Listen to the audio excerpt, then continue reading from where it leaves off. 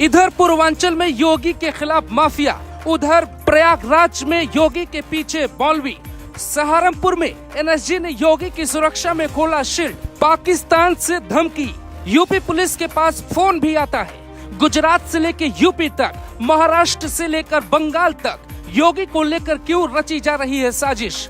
चुनाव के बीच में पाकिस्तानी कनेक्शन वाले मौलवी क्यों पकड़े जा रहे हैं? कुछ दिन पहले यानी कि 25 अप्रैल को प्रयागराज से शमीम गिरफ्तार हुआ था, जिसका दूसरा नाम बबलू है।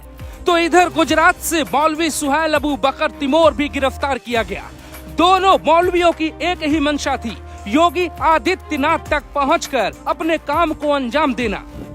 प्रयागराज से पकड़े गए शमीम उर्फ बबलू के दावे ने यूपी पुलिस के होश उड़ा दिए, तो गुजरात से पकड़े गए सुहैल अबू बकर ने गुजरात पुलिस के होश उड़ा दिए।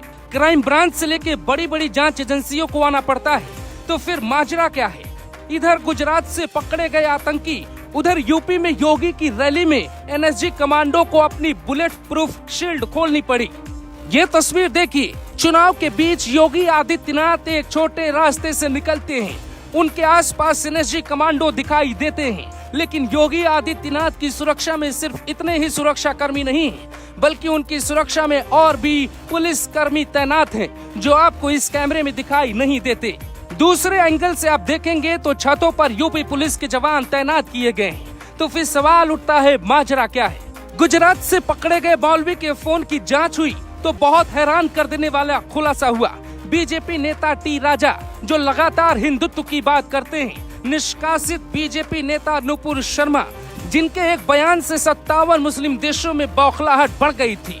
तीसरे नेता हैं यूपी के सीएम योगी आदित्यनाथ। इसके मोबाइल से कई तस्वीरें मिली, पुलिस ने तस्वीरों को जब्त कर लिया। इसके पीछे पाकिस्तानी कनेक्शन बताया जा रहा है। दावा किया जा रहा है कि इसे हथियार से लेकर पैसे तक पाकिस्तान से पहुंच रहे हैं। तो सवाल है, हिंदुस्तान में वो कौन है जो इनकी मदद करता है?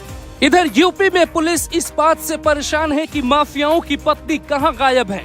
आखिर बुर्के वाली माफियाओं की पत्नियों का आता पता पुलिस के पास अब तक क्यों नहीं पहुंचा? भारत से लेकर नेपाल तक इन महिलाओं के पीछे पुलिस के साथ कई सुरक्षा एजेंसियां लगी हैं, लेकिन आज भी न तो अतीक की पत्नी का पता चला और न ही मुख्तार की पत्नी का पता चला। मुख्तार का एक बेटा जेल में है, दूसरा जेल के बाहर, भाई चुनाव में है, लेकिन पत्नी का कोई अता पता नहीं है। लोग ये तक कहते हैं कि अभी भी माफियाओं की कमर तो टूटी है, कुछ मिट्टी में मिल चुके हैं, लेकिन उसके बावजूद भी इनके परिवार के पास वो ताकत है जो सुरक्षा के साथ खिलवाड़ कर सकती है। यूपी पुलिस के पास लगातार इस बात की धमकी आती है।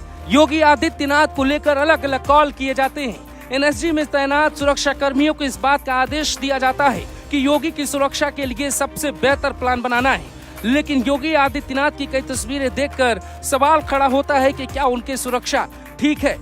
ये तस्वीर देखिए, 16 अप्रैल की ये तस्वीर है। सहारनपुर के रोड शो के दौरान योगी आदित्यनाथ को येलो नंबर की कमर्शियल व्हीकल पे बैठाया गया, यानी ये वो गाड़ी है जो माल ढोती है। योगी आदित्यनाथ ने कुछ महीने पहले ही कानपुर की घटना के बाद ये आदेश जारी किया था, कमर्शियल गाड़ियों पर सवारी बैठाने पर 10,000 रुपए का चालान कटेगा और दूसरी गलती पे गाड़ी जब्त कर ली जाएगी। तो फिर योगी की सुरक्षा में इतनी बड़ी चूक कैसे हो गई और उन्हें इस तरीके की गाड़ी में कैसे बैठाया गया? गुजरात से लेकर यूपी के प्रयागराज तक, प्रयागराज से लेकर सहारनपुर, यूपी के ही कई जिलों में योगी आदित्यनाथ के खिलाफ कई साजिशें रची जाती हैं, जिनका सीधा कनेक्शन पाकिस्तान से दिखाई देता है। लेकिन सवाल उठता है कि आखिर योगी आदित्यनाथ से लोगों को दिक्कत क्या है और सीएम योगी की सुरक्षा के पीछे हाथ धोकर पड़े हैं।